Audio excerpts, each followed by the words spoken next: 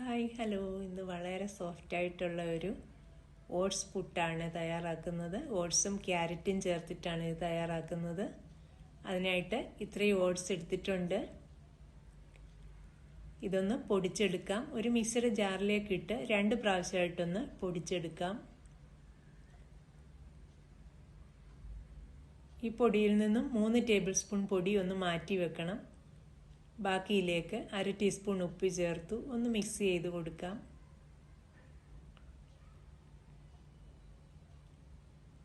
അതിനുശേഷം കുറേശ്ശെ വെള്ളം ഒഴിച്ച് ഒന്ന് നനച്ചെടുക്കണം.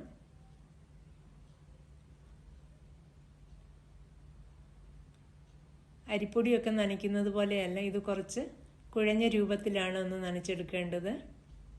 അങ്ങനെ നനച്ചെടുത്ത് ഒരു 10 മിനിറ്റ് അങ്ങനെ വെച്ചിരിക്കണം. അതിനുശേഷം അതൊന്ന് ഡ്രൈ ആയി വരും. അപ്പോഴേക്കും വെള്ളമൊക്കെ ഒന്ന് വലിച്ചെടുത്ത് എന്നിട്ട് മിക്സിയുടെ ജാറിലേക്ക് ഇട്ടൊന്ന് പൾസ് ചെയ്തെടുത്താൽ മതിയാവും. കുറച്ചുകൂടി വെള്ളം ഒഴിച്ചൊന്ന് നനയ്ക്കാം.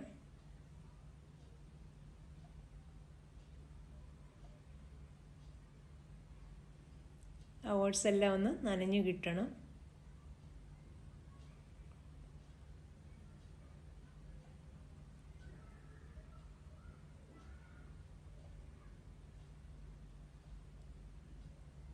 ഇങ്ങനെ കുറച്ച് കുഴഞ്ഞ രൂപത്തിലാണിത് നനച്ച് വെക്കേണ്ടത്. ഇനി അതിങ്ങനെ 10 മിനിറ്റ് അങ്ങനെ ഇരിക്കട്ടെ. അപ്പോഴേക്കും ഒരു ചെറിയ ക്യാരറ്റ് ഒന്ന് ഗ്രേറ്റ് ചെയ്ത് വെക്കണം. 10 മിനിറ്റിന് ശേഷം അത് കുറച്ച് ഡ്രൈ ആയി വന്നിട്ടുണ്ട്. ഒന്ന് ഉടച്ചിട്ട് കൊടുക്കുക കട്ടകളൊക്കെ. അതിനുശേഷം മിക്സിയുടെ ജാറിലേക്ക് ഇട്ടു. നമ്മൾ മാറ്റി വെച്ച ഓട്സ് പൊടിയിൽ 1 ടേബിൾ സ്പൂൺ ഇതിലേക്ക് ഇടാം. ഇനി ഒന്ന് പൾസ് ചെയ്തെടുക്കാം. ഒരു പ്രാവശ്യം ഒന്ന് പൾസ് ചെയ്തെടുത്താൽ മതി, ഇതുപോലെ കിട്ടും. ഇനി ഇതിലേക്ക് 1 ടേബിൾ സ്പൂൺ ക്യാരറ്റ് ഗ്രേറ്റ് ചെയ്തതിടാം. വീണ്ടും ഒന്ന് പൾസ് ചെയ്തെടുക്കാം. അങ്ങനെ അതെല്ലാം തയ്യാറാക്കി വെക്കാം.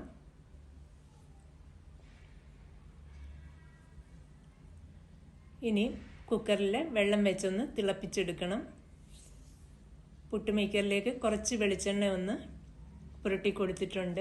ക്യാരറ്റ് കനം കുറച്ച് നീളത്തിൽ അരിഞ്ഞ് 2-3 പീസസ് ഇട്ടു. നാളികേരം ഇട്ട് കൊടുക്കാം. ഇനി ഓട്സ് ഇടാം.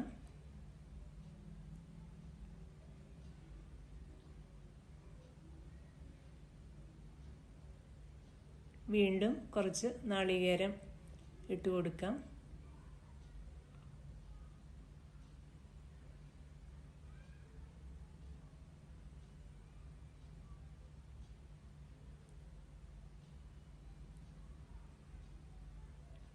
അതിന് മുകളിൽ കുറച്ച് ഓട്സ് കൂടി ഇട്ട് അടച്ചു വെക്കാം.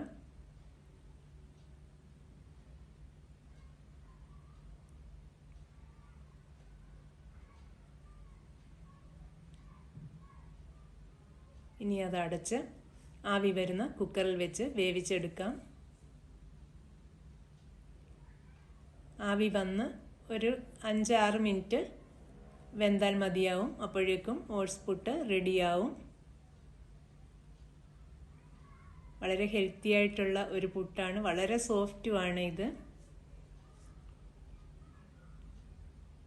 ഓട്സ് പൊടി നനയ്ക്കുന്നതിൽ കുറച്ചൊന്ന് ശ്രദ്ധിച്ചാൽ മതിയാവും. വളരെ രുചികരമായിട്ടുള്ള പുട്ട് റെഡിയായി കിട്ടും. അങ്ങനെ ബാക്കി കൂടി തയ്യാറാക്കിയെടുക്കാം. ഈ വീഡിയോ എല്ലാവർക്കും ഇഷ്ടമായി എന്ന് കരുതുന്നു.